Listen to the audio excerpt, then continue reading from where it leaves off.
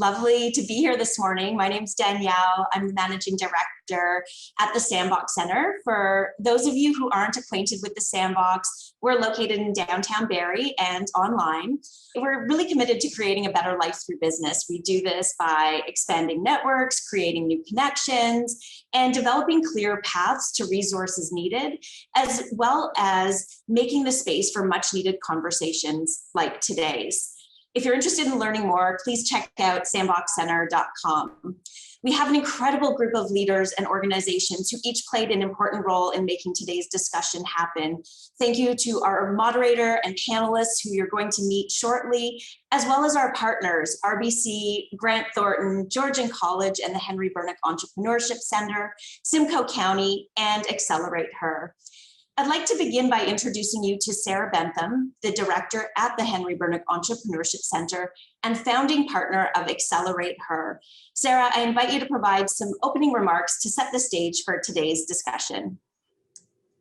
Thank you so much, Danielle, and thank you for the opportunity to participate in this Ask an Expert series. I bring gratitude on behalf of Accelerate Her, and just a tiny bit of background. Accelerate Her launched in the before times, as I call it, before the pandemic had begun.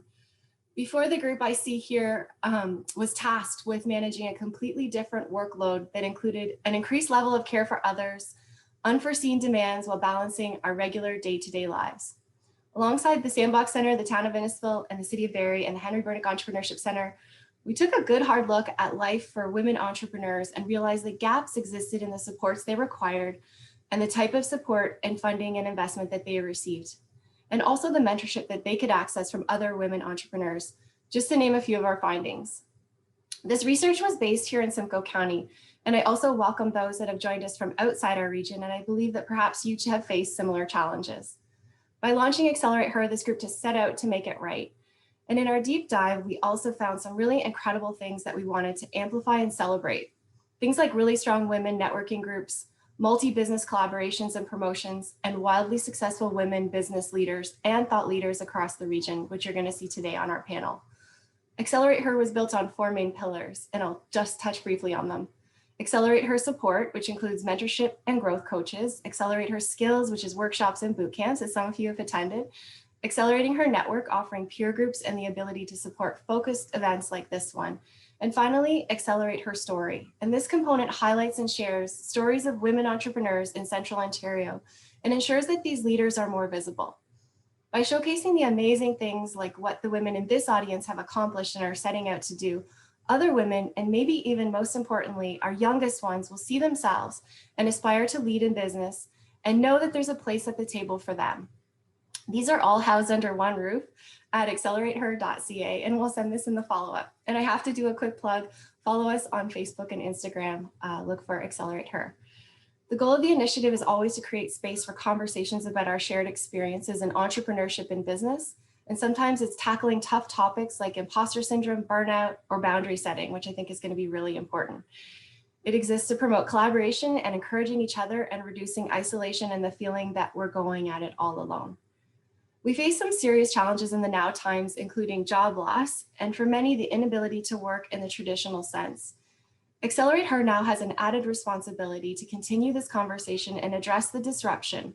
And we're so grateful to have the opportunity to listen to our speakers this morning and to gain insight and see through their lenses what potential opportunities exist and also what resources might be needed going forward. And as for me personally, I'm just so glad to have the chance to share space with you all, I know so many of you, and to talk through and put words to the hard stuff that we're living through and feeling. And Danielle and team, thank you so much for the opportunity to attend and for bringing these remarks. So I'll put it over to you. Awesome. Thank you so much, Sarah. And yeah, Sandbox is just so proud to be a part of Accelerate Her, and, you know, hearing your comments and the areas of focus, it just is you know, so validating around the work that we're doing, but also the work that still needs to be done. So thank you for continuing to even fuel me as an individual. Now, before we jump into our discussion, we would really like to identify the traditional inhabitants of the land that we are on. I invite Casey Masters and Megan Lorty from Journey into Truth to share a little bit about the work that they do and share a land acknowledgement with us. Casey and Megan, welcome. Chimi West, Danielle. Ani, everyone. We are so happy to be here. I was just thinking about all of the work that we've done with Sandbox and all of the conversations we've had, and it's just so lovely to be able to be here, to work with Sandbox, to see Sarah, and we've also worked really closely with Accelerate Her, and just to be able to offer this. And I think also in light of the recent news of the 215 children that were found in a mass grave, me and Casey had some conversations that we feel more committed now than ever about why we're doing what we're doing. And so we're really excited to share a little bit about that with you today. So Journey into Truth really is a service that aims to tell the truth about Canada's relationship with Indigenous peoples, to spark a light in people to begin their own decolonization and reconciliation journey. So the reason land acknowledgements are so important is they're meant to tell the truth about the impact of colonization and the life of our Indigenous peoples, pre-settlement, Indigenous peoples' relationship with the land now and in the past.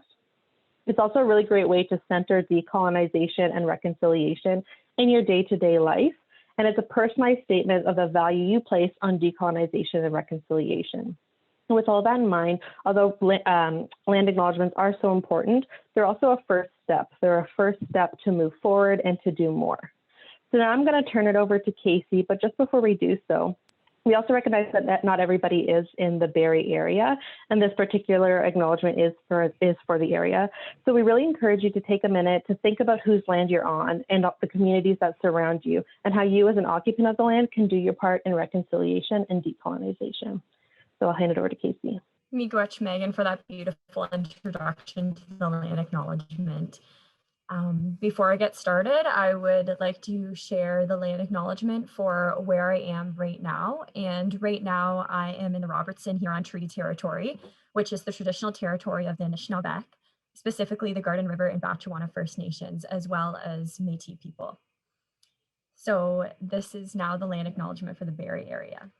The land acknowledgement is a response to keep with Indigenous protocol, build respectful relationships between Indigenous and non-Indigenous peoples in Canada, and a response to the 94 recommended calls to action contained in the National Centre for Truth and Reconciliation. It is customary to acknowledge the traditional territories, ancestral lands of Indigenous peoples. Please note that the respective acknowledgement is to be made as part of opening prayers, comments, introductions, and to be made available for all to see. Therefore, we would like to acknowledge the sacred land on which we gather on today.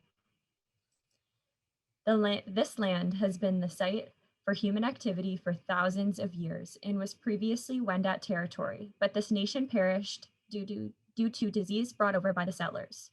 Currently, it is the territory of the Anishinaabe Nation. The Anishinaabe include the Odawa, Ojibwe, and Potawatomi nations, collectively known as the Three Fires Confederacy. We are dedicated to honoring Indigenous history and culture. We also recognize the enduring presence of Indigenous peoples on this land and are committed to moving forward in the spirit of decolonization, reconciliation, and respect. Miigwech, and enjoy the rest of the event. Thank you, Casey, and thank you, Megan. I'm such passionate supporters of the work that you do, and it's just so wonderful to share that with the group. And I'm excited to also link to your resources. I see in the chat that there were questions about where participants could find the land acknowledgement and learn more. So we'll be sure to link to Journey into Truth resources. Thank you again. The pandemic has had a huge impact on all of us, that is clear, and I've seen it firsthand here in the Simcoe area. From the start of the pandemic, RBC looked at the bigger picture, the economic trends in Canada, and the impact of those trends in our communities. RBC's most recent studies show what a tough year it has been for the workforce, and especially for women. Today, we're going to hear from Marjolaine Hudden, RBC's regional president. Since joining RBC, she celebrated 30 years with the bank. She's progressed through increasingly senior roles, both client-facing in operations, in commercial banking, as well as employee ombudsman. Based in Ottawa, she heads up personal and commercial banking business, has a team of about 1,800 people, and her region goes from Ottawa through Oshawa to Barrie and over to North Bay. She dedicates her time to the Children's Hospital of Eastern Ontario Foundation. She's the chair of the RBC's Race for the Kids, benefiting youth mental health programs. She is also on the National Arts Centre Foundation Board. Marjolaine will share RBC's latest economic insights in the labor force and inspiring stories about women who have pivoted during the pandemic. It is my pleasure to introduce Marjolaine Hudden. Well, thank you very much, Danielle. And I guess you can hear me good. That's all good. Fantastic. So just before I start, I just want to recognize the great work that you, Danielle, and everyone at Sandbox Center, do every day to support entrepreneurs. The work that you do is very important, particularly with the pandemic. So a big, big thank you. RBC is certainly very proud to partner with you. And as we gather virtually, I offer my gratitude to the people who have walked these lands before me. I'm joining you from the traditional territory of the Anishinaabe Algonquin Nation, Miigwech. What a year. What a year it has been. Our lives have been turned upside down. And frankly, for women, it's been a big blow. At the beginning of the pandemic, there was a storm of layoffs, over 3 million. Within a few months, many of these jobs came back. However, according to our recent RBC economic report, almost 500,000 women who lost their jobs during the pandemic haven't returned to work. 500,000. And why? Well, the hardest hit sectors have not fully recovered yet. And these sectors are female dominated: retail, travel, hospitality. More women than men have left the workforce altogether. In fact, 12 times more mothers than fathers. And a big factor is childcare. With schools remaining closed, with at-home online learning, childcare needs have increased dramatically. Dr. Robin Henley-Dafoe, a resiliency and wellness expert, says that women are hardwired to protect the home. Men have certainly become more involved at home, but the fact remains that women still do most of the juggling between work and childcare, and not to mention caring for elder parents. With the pandemic, that juggling act has become almost impossible. Just recently, we lost another employee. She's been with us for years, making great strides in her career, but she said, you know what, that's it. It's just too much. I'm being unfair to everyone. And like many mothers, she can't make a move until her kids are settled, until schools and daycares are fully open for good. With vaccines rolling out, there's hope. Some businesses will fully reopen soon, and some of the hardest hit sector will reopen soon as well. But how easy will it be for women to get back into the workforce? Any break from work is hard to recover from. We lose our connections, our networks, our confidence, our skills diminish. And the bigger question is, will there be jobs out there when they return? Will they have to reskill? The truth is, recovery will take years. And just think, in March 2020, we were celebrating. The presence of women in the workforce was at an all-time high. The gender gap was finally closing. Then just weeks later, the gap was blown apart again. Women lost the progress they spent decades gaining. We simply can't afford to lose women from the workforce for so many reasons. It's a loss for the workplace. We lose women's input, their perspective. For the woman herself, it's a loss of income, independence, and identity. And it's a great loss for our economy. $100 billion every year. That's how much we lose for every year that there are more men than women in the workforce. 100 billion. And there are more clouds on the horizons. Many women in the workforce right now are still at risk of leaving. This is we This is where we, as employers, as leaders, we have to do our part. We have to help them hang in there. I don't pretend that RBC, has the winning recipe, but here are some of the things that we've done to help.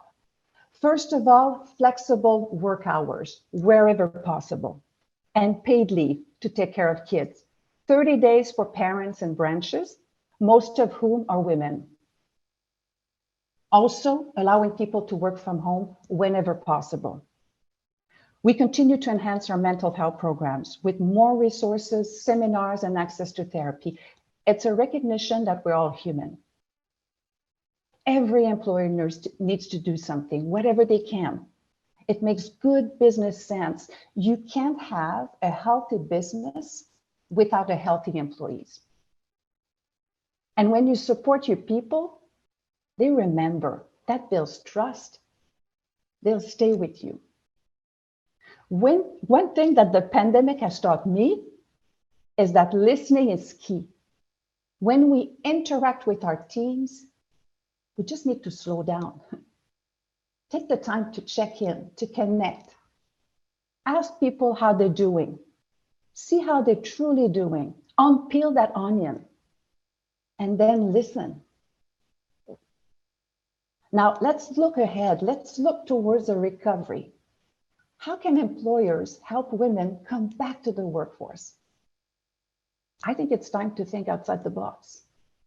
When it comes to hiring, look beyond the resume. Ask yourself, who do I have in front of me? What skills does this person have? For example, if someone from the hospitality industry applies at the bank, I would certainly consider them for a job. They have many transferable skills. And for those trying to return to work, let's give them a path. And if the talent is there, maybe they can start back even higher. And let's be sure to create a work environment where women feel valued. They will be more likely to stay. We also need to keep offering flexibility, and mental health program must continue. Everyone has been bruised, and it will take time before we can breathe again. And let's not forget about our commitment to gender equality. We must keep encouraging women to move into leadership positions. They are natural leaders and compassionate ones. And this is not just about closing the gender gap. COVID has been particularly hard on racialized and immigrant women too. The UN said that COVID-19 has worsened inequalities. We must seize this once in a generation opportunity to build back better. We must keep working to empower all disadvantaged women. There's no true success until everyone succeeds. There's been so many challenges this year, but it has also been a chance to reset, a chance to reflect personally and professionally. Yes, many of the jobs lost may not return, but there's hope for renewal.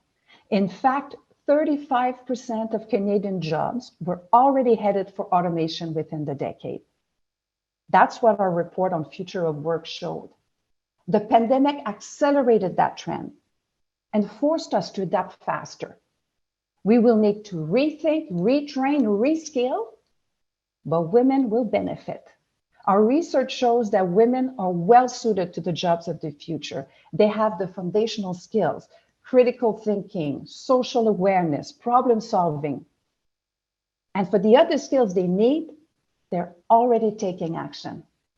More than 3/4 of the young women that were laid off during the pandemic are back in school. And there's another great movement happening, entrepreneurship. Women are more than ever showing an interest in starting their own businesses. I met an Air Canada flight attendant who was laid off. She started an online maternity wear business. She saw a gap and just went for it. And you know, there's something special about female entrepreneurship. Carla Briones has noticed this. She's a business strategist who works with newcomers. Carla says that when women start businesses, it's more intentional. They start with a passion They want to have an impact. Carla is a great example of this. She owns 3 businesses. One of them is a restaurant, a major COVID challenge, but Carla managed to adapt and have impact. She temporarily turned her restaurant into a specialty grocery store, started a fundraising drive to bring meals to healthcare workers. We could definitely use more entrepreneurs like Carla. We've seen the strength and the resilience of so many women leaders who have survived, even thrived during this pandemic. There's Sunshine Tenasco, who runs Powwow Pitch, a kind of dragon's den for Indigenous entrepreneurs. She went virtual and national last summer and brought awareness to Indigenous culture and businesses. She launched a 2021 edition just recently. It's bigger than ever. There's Jane Mccaw of Jane's Cottages in the Muskoka. Last summer and fall, Jane lost 50% of her business overnight. Every American customer canceled their rentals, but she pivoted to locals and doubled her business. Great entrepreneurs see opportunities everywhere. It can be hard to find a silver lining in this pandemic. Yes, COVID has been a blow to women in the workforce, but we are resilient. We are adaptable. As Dr. Robbins says, we're all hardwired to do hard things. And there's hard work to do to bring women back into the workforce. But let's not just go back to the status quo. Let's not accept lower paid positions for women. And to accomplish this, the government will need a comprehensive strategy, a strategy that addresses both skills and childcare gaps. With the right actions, we will rebound even stronger. I think it's possible. I think we can, and we must. So let's work together. Let's bring women back. Let's make this a more inclusive recovery. Marjolaine, thank you so much for your words and even your references to Dr. Robin Defoe. She actually spoke when the pandemic started. She spoke for Accelerate Her. And so it's such an interesting reference for us because we were really, grappling with, the lay of the land as the world changed. And it was just so uplifting to hear from her and her words and, validating to hear also it come through in your message. And as well, the stories that you shared from, slowing down and having a more empathetic, heart-centered approach through to, the role that we have and the responsibility we have as leaders, and even thinking about entrepreneurship and new beginnings. I read a BDC study that said women are likely to grow their businesses 3 times faster than others. And, for some of those reasons, whether it's leading with compassion or purpose, as you mentioned, and for other reasons, it's so encouraging to hear your message. So thank you for sharing that. Thank you for having me. Oh, wonderful.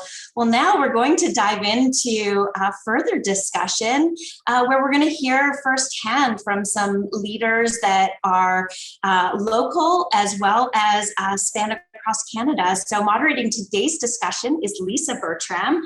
Lisa is the owner and president of Bertram Construction. She is a 3rd generation business that has grown and evolved with the ever-changing business landscape. Lisa and Bertram Construction are committed to the local economy. They use local trades and suppliers and really lead with a human-centered approach to doing business. It's really this culture that makes Lisa and her team just so incredible to work with. And it is my greatest pleasure to introduce Lisa Bertram. Well, thank you, Danielle. It's a pleasure to be here today. And I'd like to start this session. We have 4 panelists here today. Michelle Alfonso, partner and national transaction adversary leader at Grant Thornton. Claudine Cousins, CEO of Empower Simcoe. Stephanie Stout, founder of Curo Hub, and Jill Dunlop, MPP of Simcoe North and the Associate Minister of Women and Children's Issues.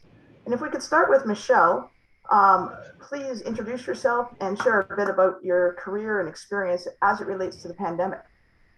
Perfect. Thanks, Lisa. So good morning, everyone. My name is Michelle Alfonso, and I'm a partner of Grant Thornton. I'm based in Toronto, and I specialize in mergers and acquisition advisory. I'm honored to be here today and really look forward to this crucial conversation with this esteemed panel. Thank you to the Sandbox Center and the sponsors for organizing this event and inviting me to participate. Acknowledging the very difficult experiences of so many people in so many different ways, I'm really cautious with the words that I use to describe my pandemic experience, because my own experience with the year was on balance positive.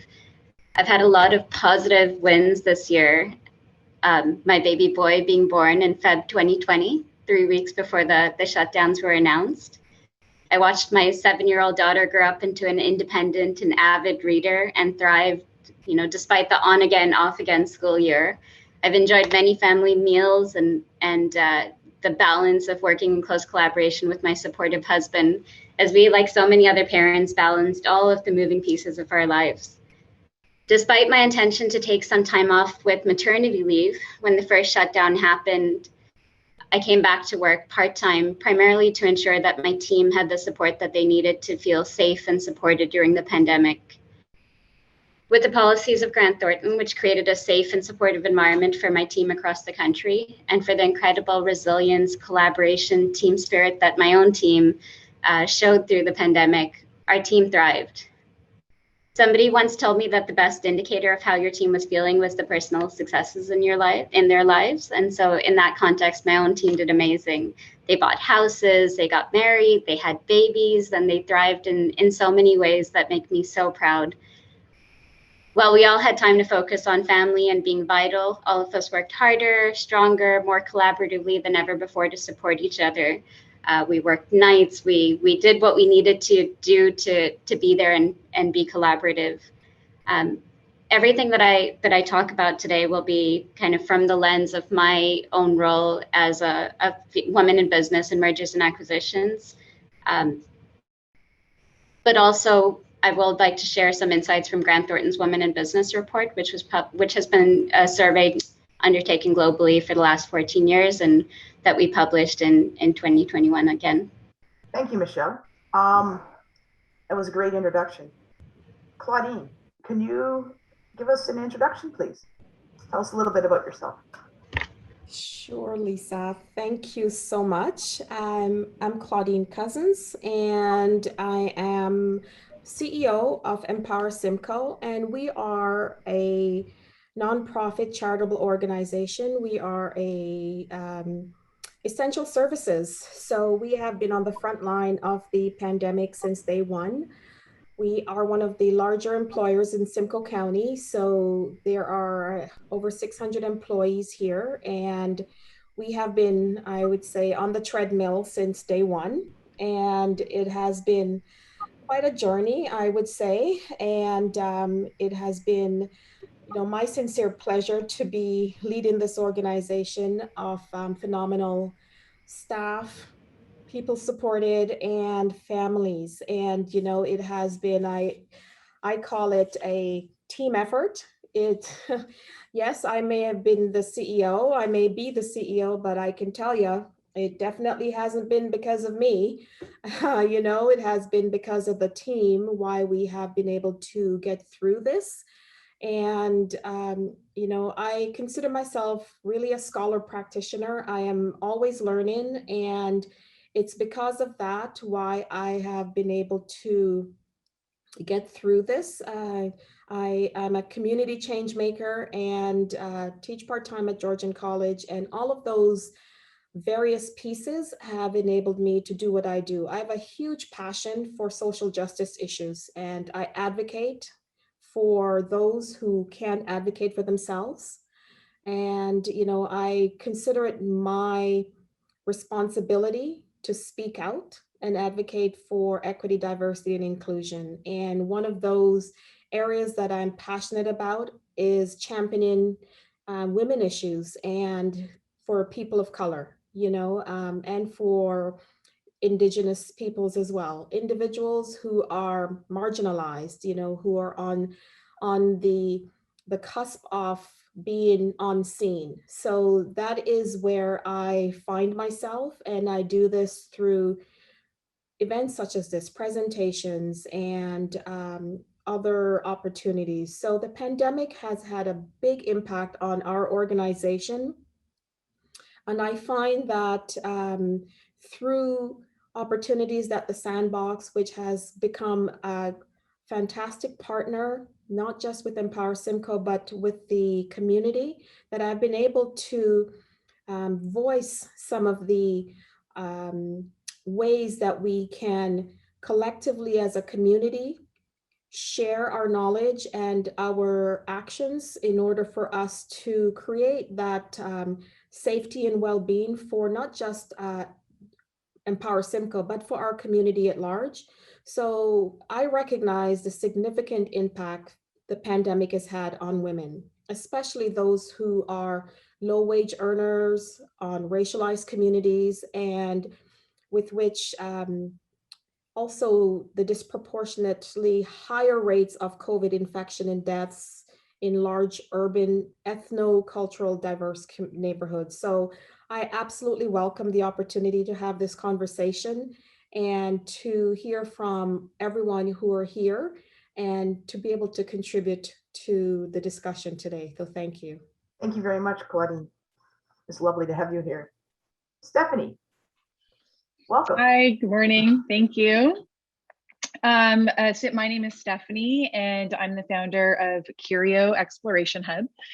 Curio is a children's museum, is what I like to call it. It's very similar to a recreation space for kids, but we put a lot of emphasis on learning and development, and we try to incorporate as many principles in science, technology, engineering, art, and math as we can. Curio was under construction when COVID hit. So when March rolled around last year, we were under construction. So we hadn't even opened our doors. So the way that Curio has been able to change and pivot, or I don't know about pivot, but maybe just enhance our services, has been pretty drastic. We never thought that we would be an outlet for parents who are finding themselves being a full-time parent, a full-time worker, a full-time educator with no other resource or support in front of them. So Curio right now is offering kind of like a safe haven for children to go where they have nowhere else to go to be with their friends. And I have found that that's helped mothers, fathers, grandparents, anybody really who is in a position to be a caregiver. And it's touching, you know, and I think in this day and time, we have to find our purpose, and that's the purpose of Curio right now, is to keep our children happy. And when our children are happy in a time of crisis, our parents are just innately less stressed and have an ability to focus on the things that are of a priority in their life. And that's what Curio is hopefully able to do for the handful of families that we can service right now. Thank you, Stephanie. Minister Dunlop, can you tell us a little bit about yourself and some of your experiences relating to the pandemic? Great, thank you so much, Lisa, and good morning, everyone. And I'd like to begin by thanking the Sandbox and Accelerate Her for inviting me to be here today. And I am so honored to join this panel of strong and inspiring women. As a newer MPP, I was elected in 2018. I represent Simcoe North, but I'm also the Associate Minister of Children and Women's Issues for the province. So it's been quite an interesting position during the pandemic. I'm also a mom. Mine are all in post-secondary, so different challenges with my youngest going off to university and wanting to live in residence, and my other two doing online. So we've had our own struggles here, but it has been interesting in the ministry that I represent. Some of my portfolios, such as violence against women, child welfare, as well as developmental services. And Claudine touched on it, the fact that these are a high percentage of women workers and also were considered essential service. So early on in the pandemic, we ensured that these women were protected, having the supports for emergency childcare, because we knew that we needed these women to be in shelters and homes protecting other vulnerable women and their families. And this also allowed them to receive temporary pandemic pay. So I think that was important throughout the pandemic, and also recognizing that the violence against women would increase during stressful times, and having, encouraging people to stay at home. You now have women who are staying home with their perpetrator. So those were, some of the things that that we highlighted, but also with that was the supports that we gave to some of the agencies. So I'll give an example of counseling services. So they're not typically funded under my ministry, but my ministry reached out, provided them the supports they needed, and allowed them the flexibility, which was quite interesting. If you've worked with government, you saw government move at lightning speeds during the pandemic, and also all levels of government coming together to ensure that the right supports were in place for people all across Ontario and Canada. And I think that was important for the people, and ensuring that the supports were there for those vulnerable women and children in those situations. So also looking at some of the government supports we provided for small businesses, but I know we've got questions to get to, so I will pass it back to Lisa so we can get to the panel questions. Wonderful, thank you so much. Okay, you have to start with imagining a fire, because it's a fireside chat, and I don't know about you, but my air conditioning is going, so I'm struggling with the fire. So imagine a fire. So it's set up as a fireside chat here, and we're gonna bounce back and forth with some questions regarding, or to different people that I will, I guess, give you a little bit of a heads up. So before I read this question, I'm gonna specifically ask it to both Minister Dunlop and Michelle Alfonso. So there you go, that was your warning. There's some positives and negatives when it comes to the impact of the pandemic. These aspects shine a light on the work that is being done or needs to be done. Let's hone in on what is being done from your perspective. What is something you've observed or experienced that has moved the needle for women in business over the past year? And I'll let either one of you decide who wants to go first. I'm happy to start off, Michelle. Absolutely. I think, we're now in a position that we're looking back one full year on the impact of COVID-19 on women in the workplace.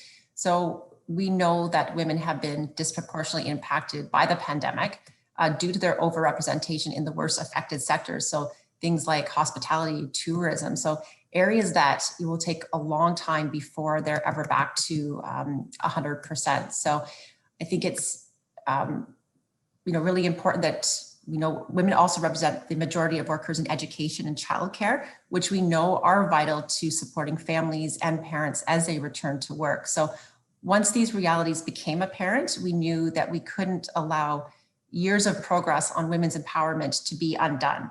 So our government wanted to ensure that women were supported and would not be left behind as the economy recovered. So the recent 2021 budget included measures to support affected workers, which also included $117.3 million in targeted employment and training supports, and support for women entrepreneurs and business owners through programs such as the Digital Main Street program and the Ontario Small Business Grant program. So I hope people who are listening today took the opportunity to apply to those programs. But we know the progress is ongoing, which is why we're establishing a task force on women in the economy. So that was something that Minister Bethlen Falvey also announced in the budget, which I'm very excited about, and we're going to announce shortly. But this task force will be informed by diverse voices from the public, private, and not-for-profit sectors, and will help address the unique and disproportionate economic barriers that women face, particularly in an economy that will look different after COVID-19. Sounds great. So there's a task force coming forth. That is interesting. Michelle. Perfect. Would you like to add in here? Yeah, absolutely. So my lens on what's moved the needle in this past year is really from the lens of my role in accounting and advisory and the mid-market entrepreneurs that we work with on a day-to-day basis. So this is a sector that thankfully has been very flexible, has, I think, in many ways created a supportive environment, and hasn't had the same challenges that a lot of the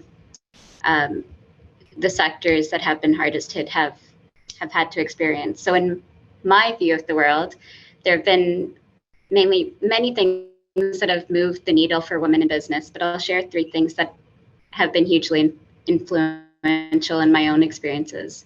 So the first thing is that I think we're at a tipping point for women in business. And this was confirmed in the Women in Business survey that Grant Thornton undertook, that revealed that more than 1/3 of leaders in business are women. And this is really huge because it's changed the lens in which we operate, but it's also changed the decision-making around women in business. So a really simple example is that if opportunities came up, with the best intention, the conversation that would happen pre-COVID or a few years ago would be, is it fair to ask Sarah to take on this role? It would involve a lot of travel. She has a young family, is it fair of us to even ask her to take on this role? But today, at least in the conversations that I'm involved in and the conversations that I'm hearing happening, the question that's asked is, why don't we ask Sarah if she'd like to take this on? So that ability to have more female leadership at the table has created an environment where we give women the autonomy and trust to make critical decisions about their own lives and their own careers. And I think this is hugely important. The second thing that I think has really moved the needle is the commonality of experience. It's not just women who have children interrupting video calls today, it's men too. It's something that we've all had to collectively had to understand. The other commonality of experiences is really when it comes to opportunities. So the challenges associated with taking on new opportunities. Historically, women, might have stepped back because it involved a significant amount of travel. Well, today we're all in those situations. None of us are traveling. Those opportunities that, the challenges of today's environment, especially in Canada, have created a level playing field for men and women to take on new opportunities in a different type of operating model. And the third thing that I think has had the most significant impact, particularly from my personal lens, is leadership style. I've always been a soft-spoken woman. Being a soft-spoken woman in a traditionally male-dominated mergers and acquisition environment has always been a challenge for me. But today, I think what traditionally is seen as male-dominated traits that have succeeded in business, sales personalities, louder personalities, larger personalities, that those personalities aren't necessarily what's winning in the virtual boardroom. And I think that's created more opportunities, again, in my view of the world in the sector that I work in, for the needle to move for women in business. Thank you very much, Michelle. I am going to jump a little out of order, and I'm doing this because Jill has a cabinet meeting that got called this morning and has to leave a little early, and I just would like a little bit more input from Jill before she has to close off her camera and head out.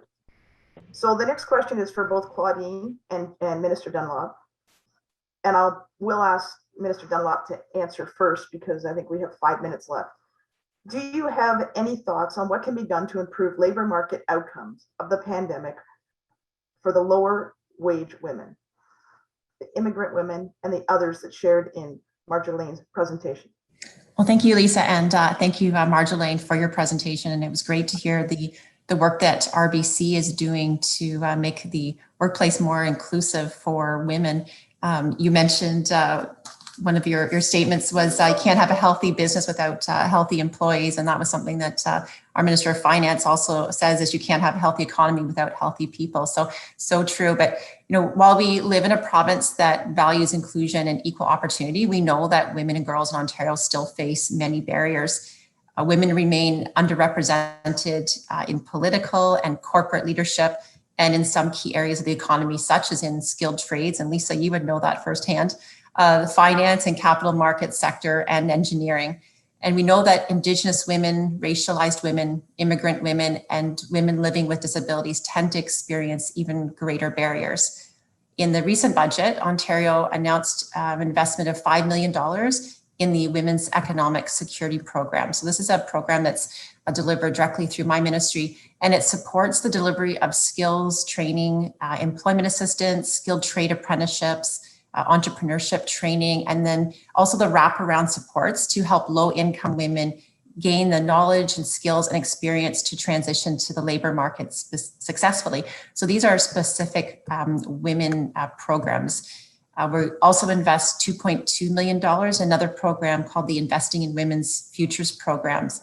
And this program is supported at 23 women's centers across Ontario.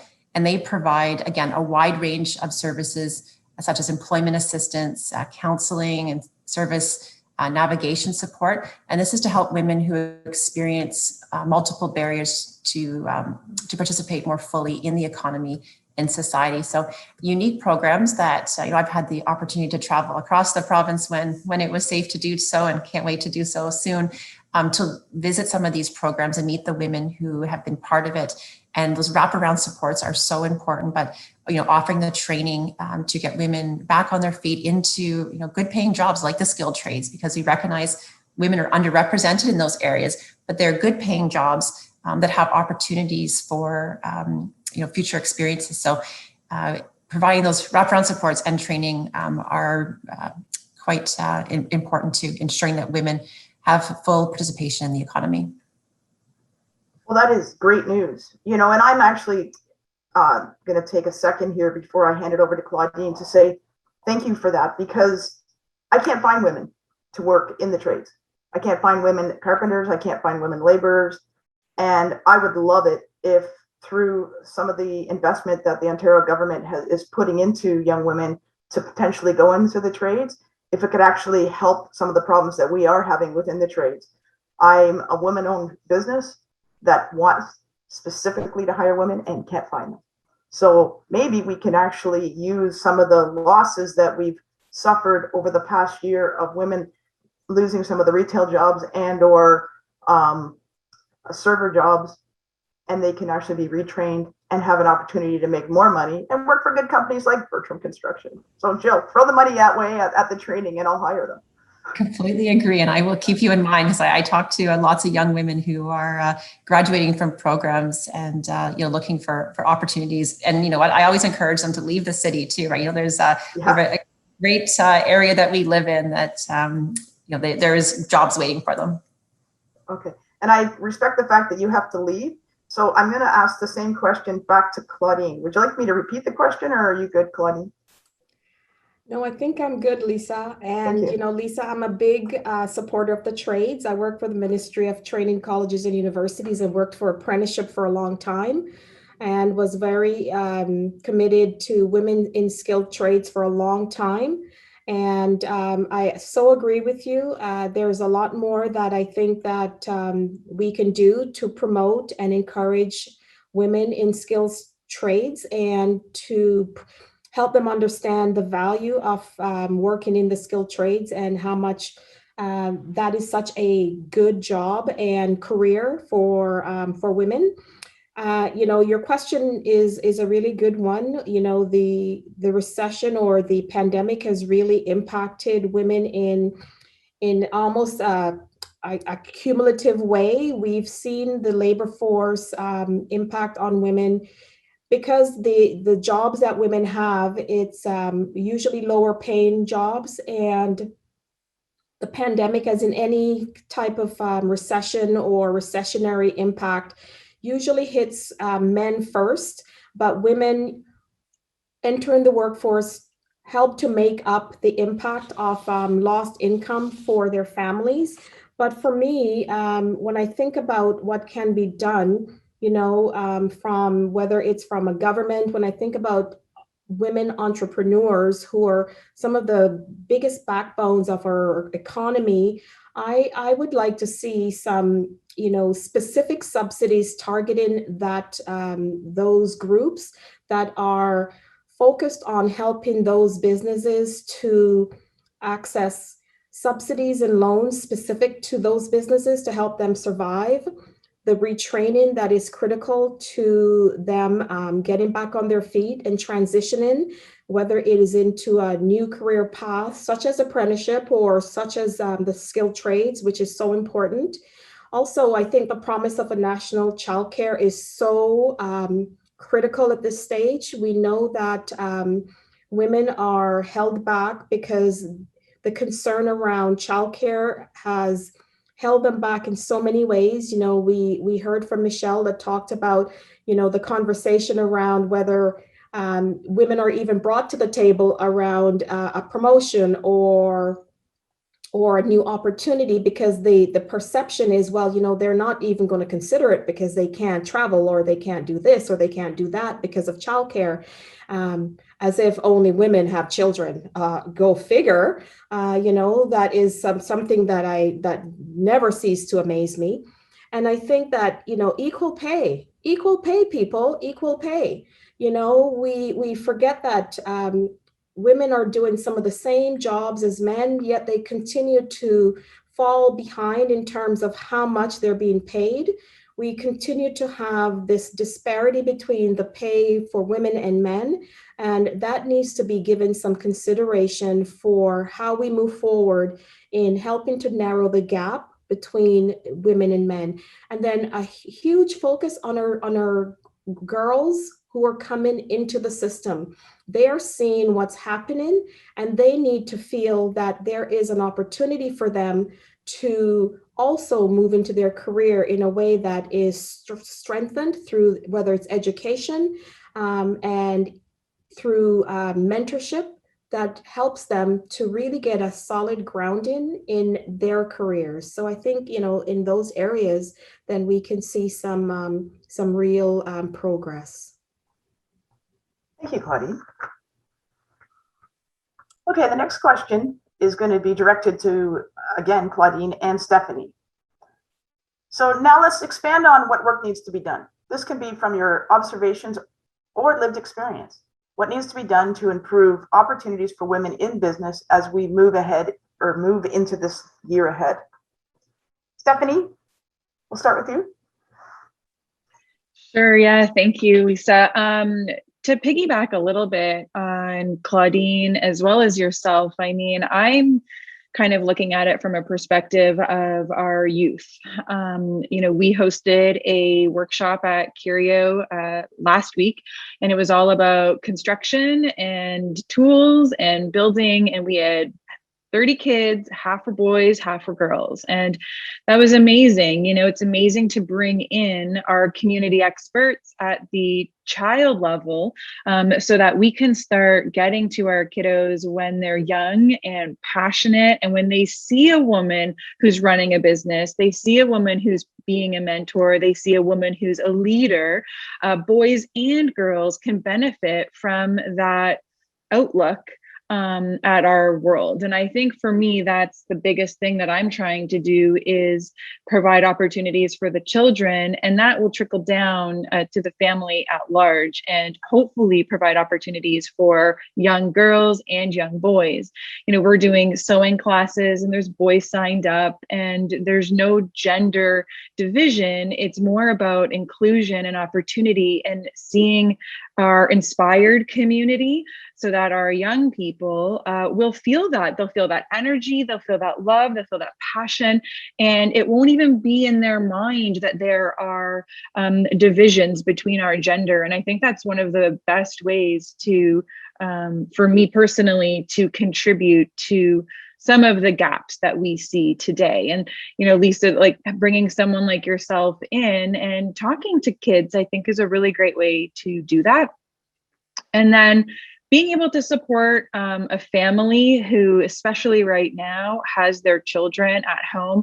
That's my biggest contribution, I think, to the community right now, is being able to give them the time and freedom to think without their children kind of scattered all over their house and pulling on their leg and asking for something to eat, or their fifth snack of the morning. So in order for women, I think, to progress and have more opportunities, we need to give them the space and freedom to be able to do that. Flexible childcare is something that's very important right now. With the Ministry of Education, the stipulations for a licensed childcare center is really quite strict, and it's a very lengthy process. And with recreation closed and not a lot of opportunity for kids to leave the home with school closed, that innately, more times than not, falls in the hands of of the woman. Who's organizing childcare, who's organizing the schedule, who's taking a back seat on an appointment because the child is sick or because the child has nowhere to go. So being able to recognize that that gap exists, how can we support it? Maybe we can't change it, but how can we support it so that a woman doesn't need to ask for help? The help is just there.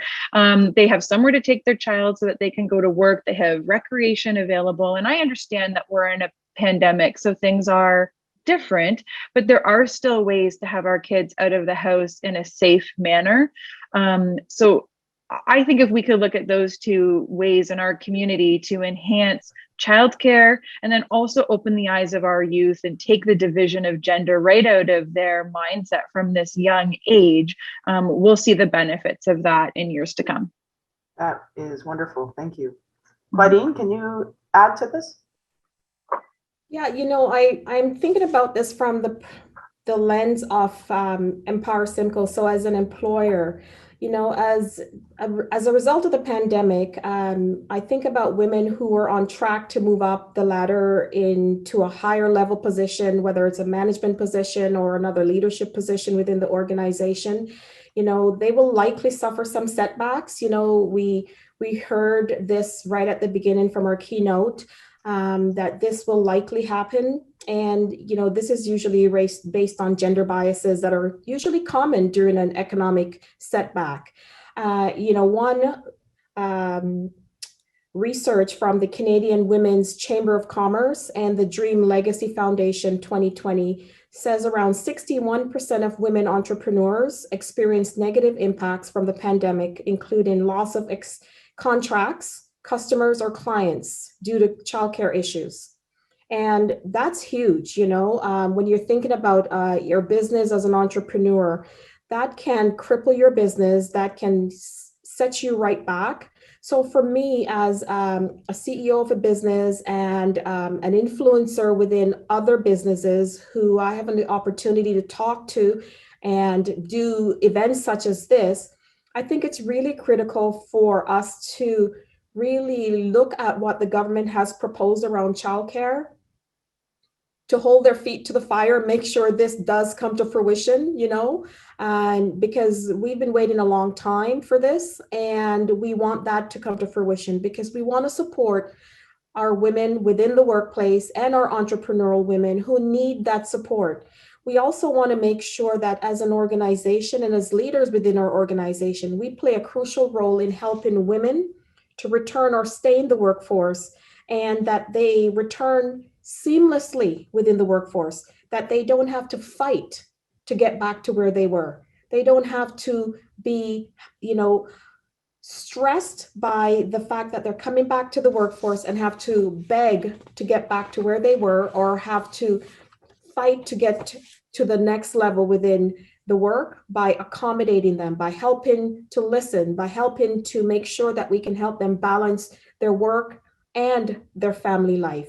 We need to include them in the communications, the planning, the return to work environment that we're trying to build. They need to be part of that because they are part of that.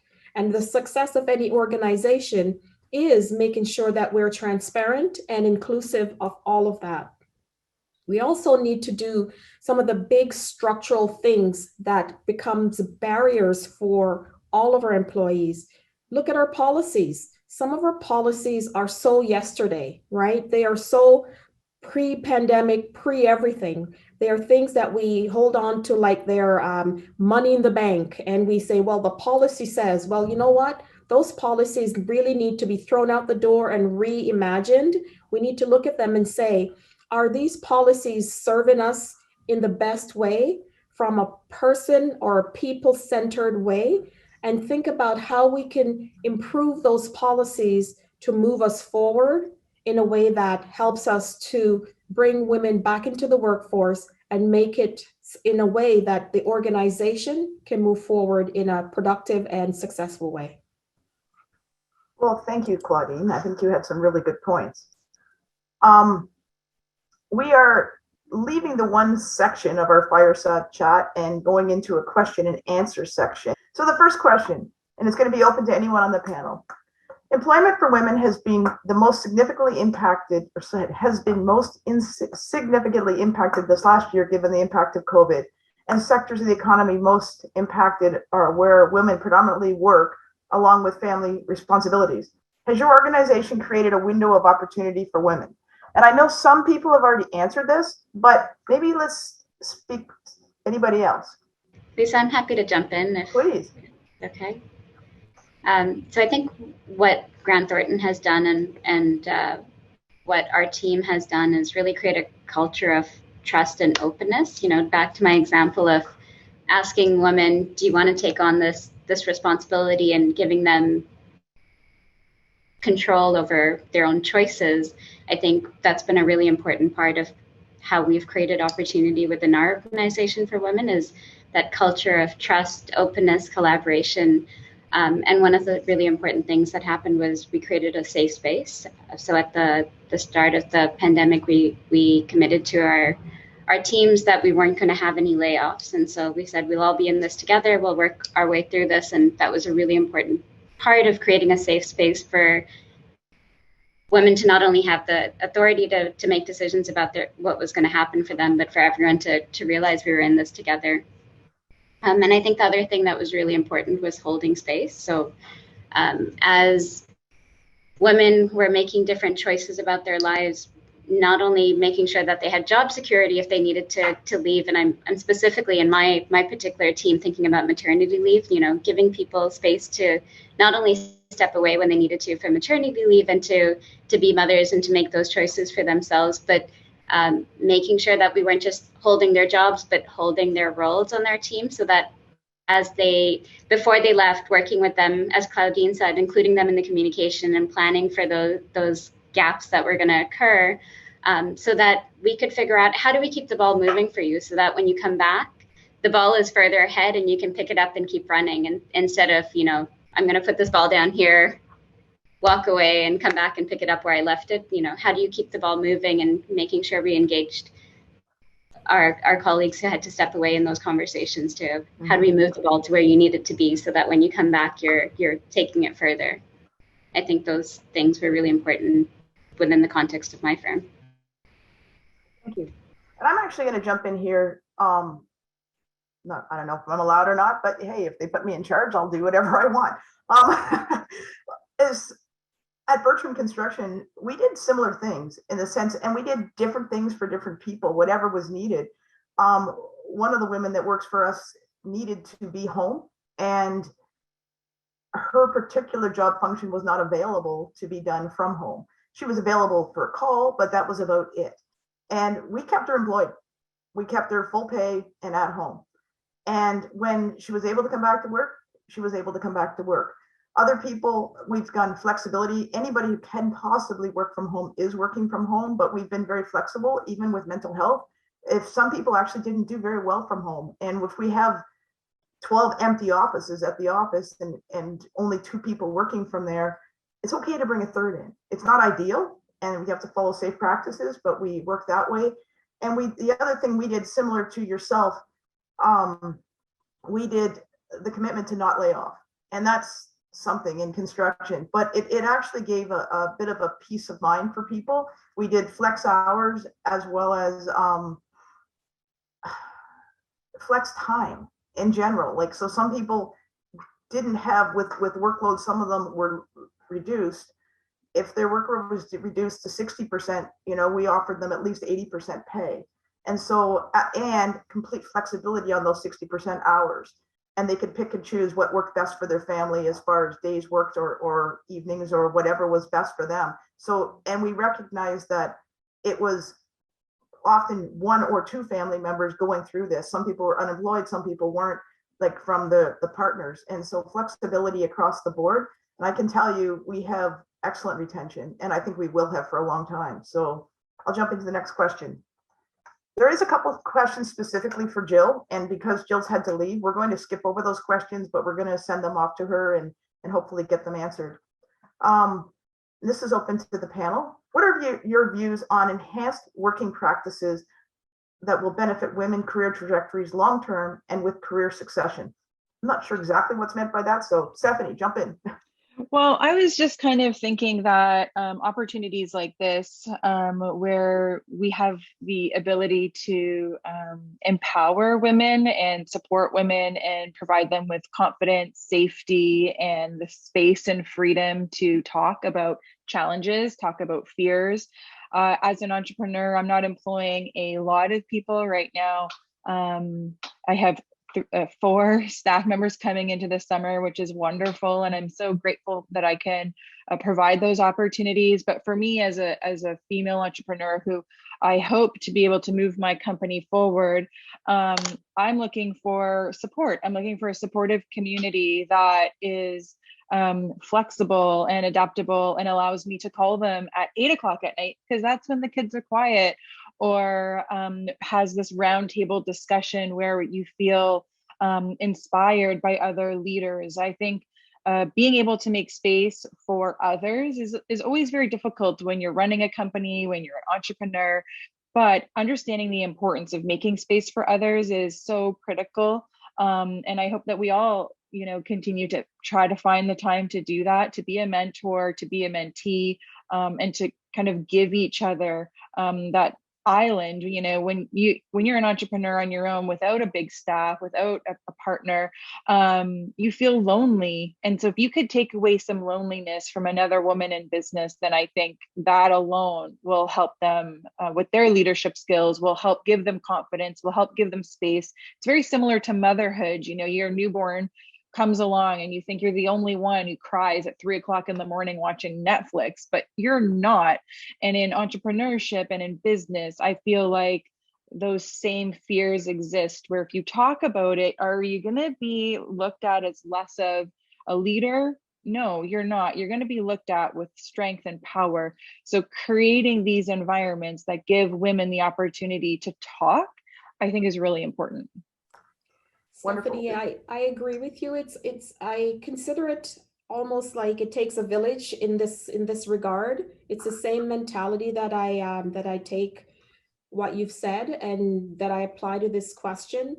There's nothing that we do if we want to do it well that we don't, bring the community into it. And I think that if we want to be successful as women, as entrepreneurs, as a community, we have to do it as a village. And we have to reach out, and we have to be vulnerable enough to reach out and say, you know what, I need help, or reach out to say, I want to contribute to either the solution or the conversation, or I just want to reach out into the safe space and just scream. It just is what it is. And I think that we have to be able to create that kind of a community amongst us in order to do that. And I think if we're able to do that, then I think we will have that community that creates that synergy for women that will help us to thrive during this time. Thank you, Claudine. I'm going to switch gears and go to a different question than what I'm supposed to, because I think it actually aligns with the discussion right now. And the question is, not all employers or managers are equal, and understanding the impact of COVID-19 on women and the extra responsibilities placed on them, especially if they have young children and or elderly parents, i.e. the sandwich generation. Do you foresee any widespread policies being put in place to support employees, especially women, in managing life and work moving forward? Do you think things are going to change, folks? I mean, Stephanie? I can speak to it from just like a childcare perspective. I feel like I would love to see some changes in what is classified as adequate childcare, being creative in our children's education, being creative in where they're allowed to spend their time, I think is a really great way to start that process, and giving employees the opportunity to work, put in flexible hours, to say yes to the projects that might take up a little bit of home time, might require them out of the house. I feel like if we can start there in supporting individuals with young children by, getting the green light on what is considered either a licensed or an adequate childcare center, then that's a really great place to start. And I know for myself, that's what I'm trying to advocate for is with school not running right now, even though a lot of our kids are still sticking with online learning, a lot of them just can't, they're burnt out, they're unable to stare at a screen any longer, and parents literally have nothing to do with them. So maybe looking at alternative education plans is a really great way to help our homeschooling community. A lot of homeschoolers are women with independent businesses that they do from home. So they still need the opportunity to be kid-free every once in a while. So I can't really support it from an employee perspective, but I would hope that I can support an employer by freeing up the time of their staff by being able to provide kind of creative workshops and creative childcare. So from an employer perspective, I'm wondering if Michelle or Claudine could weigh in here. Do you see widespread policy changes coming? From our firm's perspective, Lisa, absolutely. I mean, it's a constant conversation, and it's a big part of what we're building into our strategy for the next few years. Some of the things that we're looking at are, physical workspaces, whether it's a hybrid model, whether it's work from home model. How do we create the flexibility that women and our other team members need? We're looking at flexible work hours. We're looking at really just having an open-minded conversation about what the new normal needs to look like to create a supportive environment for our teams to thrive. And I think one of the things that's important to me, because I am one of those, Stephanie, similar to you, I'm one of those very mothers of a young child that's online really late at night sometimes. And one of the things that I've had to do is create a, contract with our team so that if I'm sending an email at 9 at night, it's because I'm choosing to send an email at 9 at night, and I'm not expecting that you are responding or dealing with it. But please understand that I will need to work the hours that I need to work because I have a 1-year-old and I have a 7-year-old, and I'm doing stuff during the day that's important to me and to them.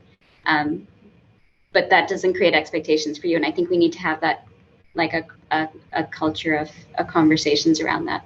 But there's a lot of uncertainty today, but a lot of opportunity to change, right? That is fantastic. Michelle, and I hope you don't mind, but I want to steal that idea of the contract with my employees, because I'm this odd person that likes to work at like 3 o'clock in the morning, but then there's other times midday where I'm not working, and I'm often trying to figure out how on earth can I send emails that they don't actually go till 8, because I don't want my people being interrupted in the middle of the night just because I happen to be the best time for me to work. And conversely, I never look at my phone after 8 o'clock. If my people know that they need to get a hold of me, they have to call or text me, because I will not look at my email. But having that conversation around your flexible work hours and how it impacts the team, I think it can be so important. Thank you. Yeah, you know what, Michelle, I've had that conversation with my team as well. But one of the things that I've done, just because I know that I have some staff or some of my team members who, regardless of whether I've had the conversation, they're just wired that way. They will respond. I use times on my emails. I will time, I'll use a time send. So I will work in the middle of the night, but I will deliver it based on the next day. So I do that all the time now. I work in the middle of the night, but I deliver it the next morning at 8 o'clock or something. So I've taken that approach in order to help myself and help them manage how they respond. So that has worked really well for my team, and I don't have to worry about what time I work or what time they work. So it has worked out really well.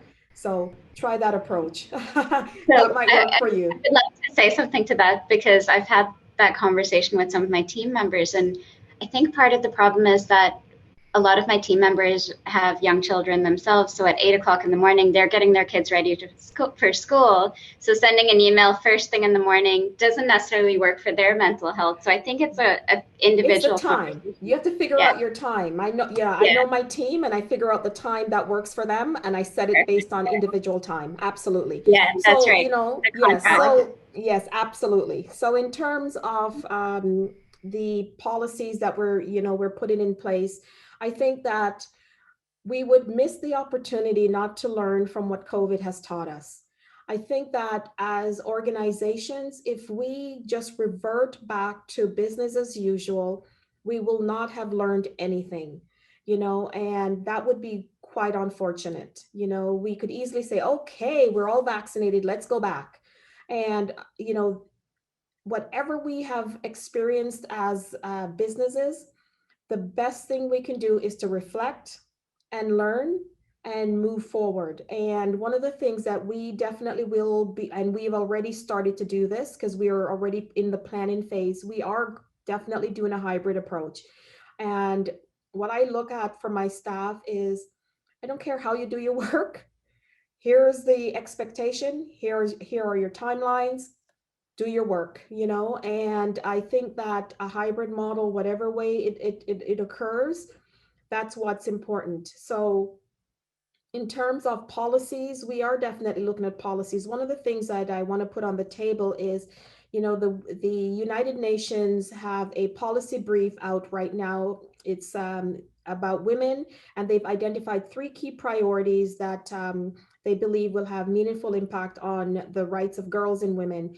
And the 3 things are ensuring women's equal representation in all COVID-19 response planning and decision-making. Policies that do not consult women or include them in decision-making are less effective and can do more harm. The second is driving transformative change for equality by addressing the care economy, paid and unpaid. Care jobs are underpaid in relation to other sectors. Women at home are unpaid and invisible, yet both are foundational to daily living and the economy. The third is target women and girls in all efforts to address the socioeconomic impact of COVID-19. So apply a gender lens to the design of stimulus and social assistance programs to achieve greater equality opportunities and social protection. So I'll share that with Danielle so they can attach that to the information.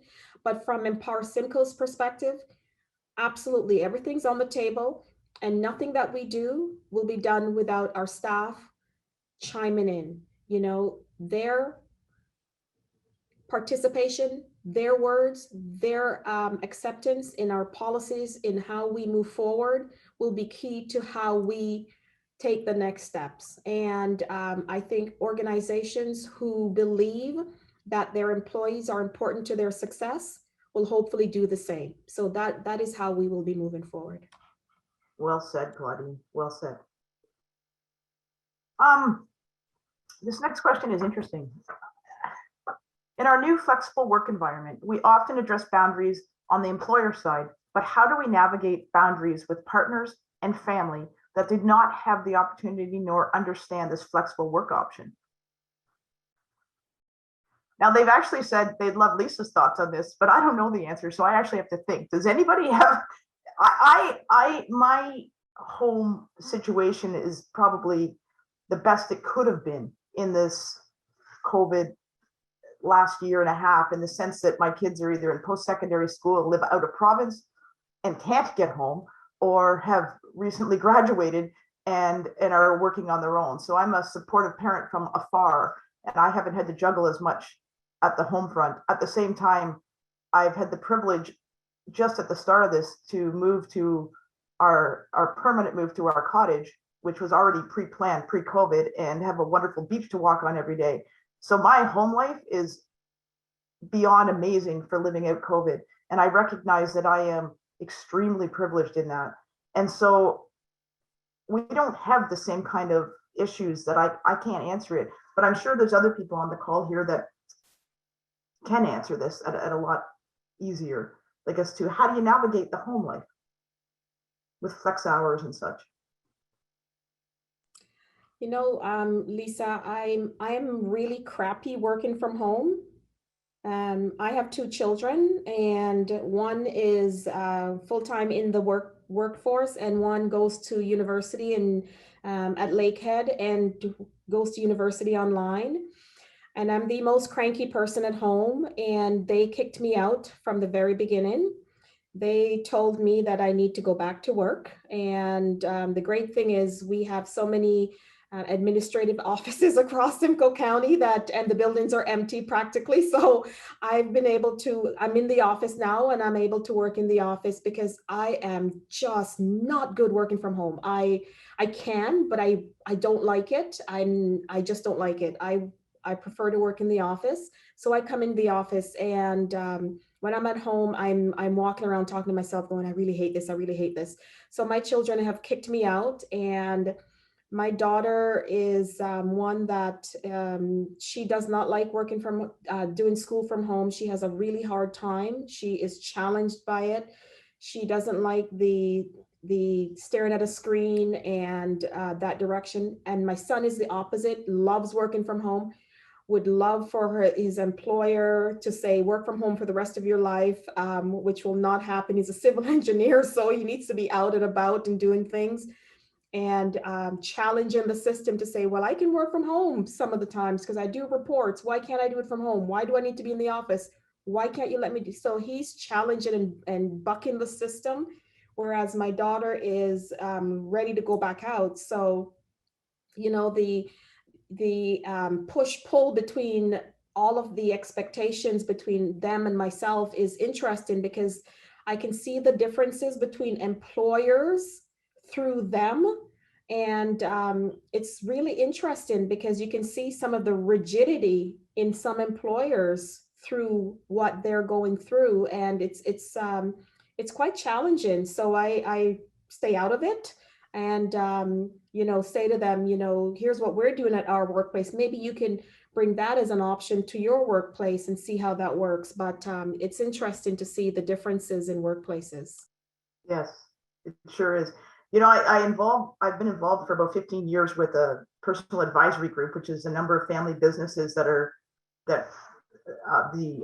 the group of us meet once a month for 15 years. And of course, we've gone to this venue over the last year and a half, but everyone's saying the same thing. And that is, without flexibility, you know, if you want to retain employees in the long run, you're going to have to get flexible if you're not there already. Michelle, do you have anything to add? Like, what have you seen from your team as far as navigating the new work from home or whatever worked for them with their own families? I think we benefit from being really flexible in the work that we do. You know, there are high expectations, and but there's also a lot of flexibility. You know, a lot of our clients are trusting us to think for them, and whether we think in the morning or we think at night, like there's just time and space that we have in our day to be flexible. And as a team, what we've done is created a culture of collaboration. You know, I keep saying culture, but it's, for example, on Thursday, we'll often talk as a team and say, okay, who has what on their plate? How do we help get through the next day or so that by the time we get to the weekend, everyone has the space they need to actually have time for themselves, and there's not an expectation that people are working. And then we'll try to figure out who needs support, how do we support that person, and do that. Fabulous. I think it's just collaboration. It's, you know, creating an environment where we can talk about these things, that when kids pop up into screens, when someone has to go offline or go off camera or, you know, stop what they're doing and go deal with a situation, that we're it's fine. You know, that's what's happening right now, and that's what we're all dealing with, and we all know that and understand it and move on. I'm not sure Lisa, what else. I think one of the best things that has happened to us are the animals. I honestly believe the best thing that has happened to us during COVID is the opportunity to experience the mental wellness through individuals, animals that cross the screens.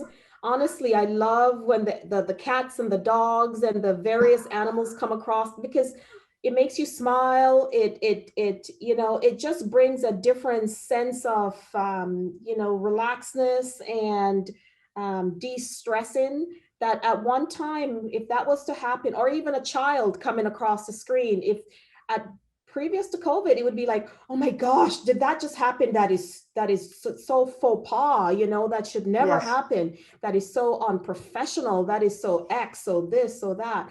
I think for me, That has been one of the best things that has happened. I agree with that. Yeah. I mean, it's anybody who knows me knows I always have a dog at work. So when you have a construction company, you can get away with stuff like that. But you know, and there she is, right? But I definitely agree. And I would like to thank Michelle, Claudine, and Stephanie for their time here. And I need to hand it back over to Sarah because I was supposed to do that 5 minutes ago and I forgot to check my watch. So Sarah.